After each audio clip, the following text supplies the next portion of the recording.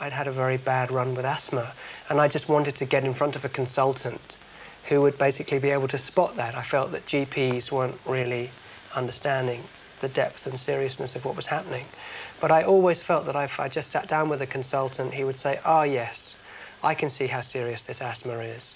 We'll give you these 5 drugs and you'll be fine in a fortnight." And of course it never happened, and it just got worse and worse.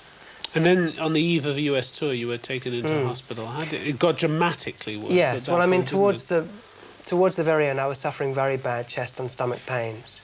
And I went to see a consultant in an emergency. I actually completely bypassed my GP, and I just said to this consultant, "I'm coming to see you. I'm going to wait, even if there's no appointment." And he was concerned for the first time, and he said he thought I might need an ECG, like a heart test. And he sent me home that night. He didn't even actually put me in. It can't have been that serious, because he didn't actually put me in that night.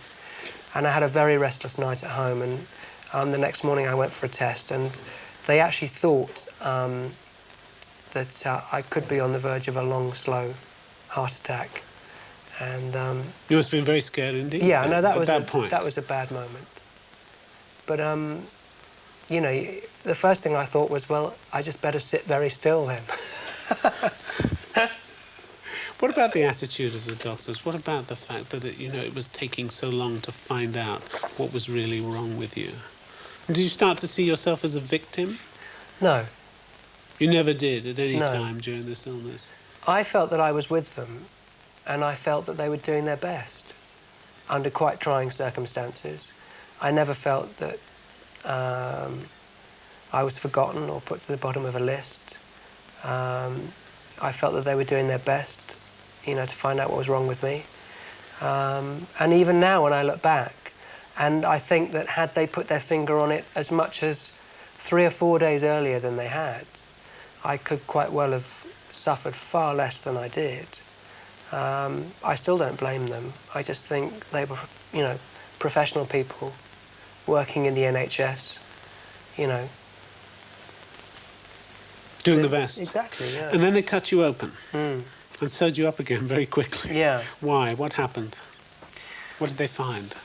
Well, basically what had happened was the asthma had basically subsided and had moved over to the second part of the syndrome, which is vasculitis, which is a very dangerous illness, basically, where the immune system, which is supposed to protect you, goes into a kind of hypersensitive overdrive, gets completely confused, doesn't know whether to protect you against viruses, asthma, bacteria, anything, and just willy-nilly attacks the body tissue.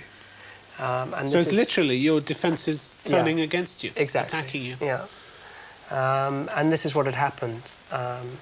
And the actual part of the body that my immune system had chosen to attack was my intestine. And they still don't really know why it was that. In other cases of the similar illness, it's seen in the lungs and the heart, but the intestine is quite rare. But obviously I was complaining of these pains, and they finally just called the surgeons in and said, we really don't know what's wrong with him. We've tried all the medical tests we can think of. We've done blood tests, we've done samples. It sounds Victorian, but just cut him open and see what he's complaining of. And after that first operation, they knew? Because they saw a pretty horrendous sight, didn't they? I mean, 75% of my small intestine, which is where you digest all your food, had virtually rotted away inside my body. What chance did they give you of survival?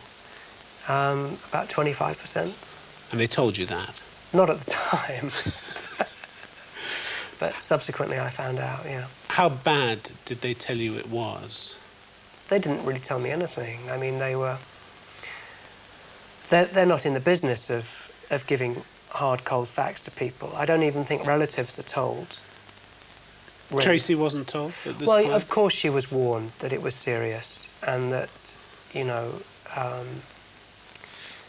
I was being sent to intensive care and that, she should prepare herself for the worst. But I think even as a relative, you don't focus on that. You focus on the slim percentage that it's going to be all right.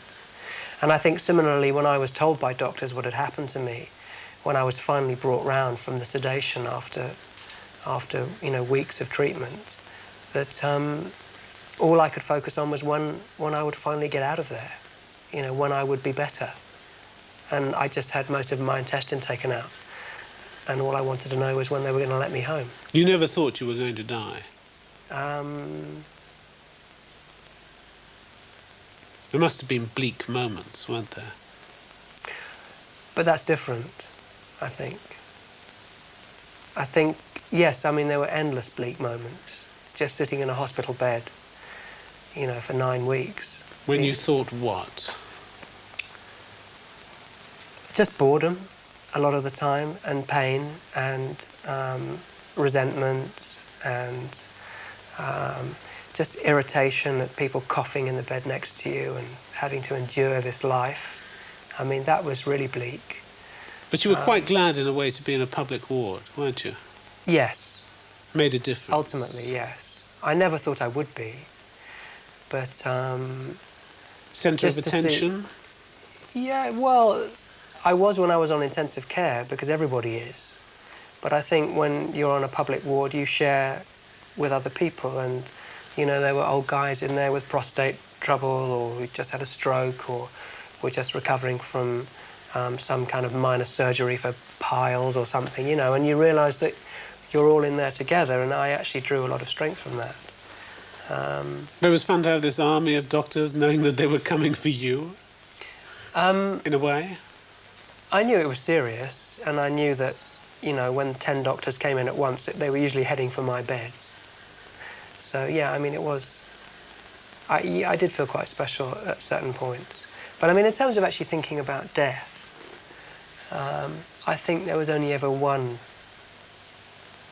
real moment when I thought I was going to die, and it was almost at a point where I felt it was almost like a release of my own will for a moment. I felt it was my own will that was keeping me afloat in hospital. But there was one point towards the end where I suffered near-fatal septicemia right at the end of my illness, which is basically incredibly severe blood poisoning. And I do just remember in this haze that it left me, I just remember thinking at one point, I could just let go of the boat at this point. And it didn't seem like a big decision. It seemed quite a straightforward thing to do. But somehow I decided to hang on, you know. Looking back on that moment, you were looking at the sort of narrow distance between life and death, weren't you? Yeah, I mean, you could put it like that. What do you think the experience has done to you? Done for you, perhaps?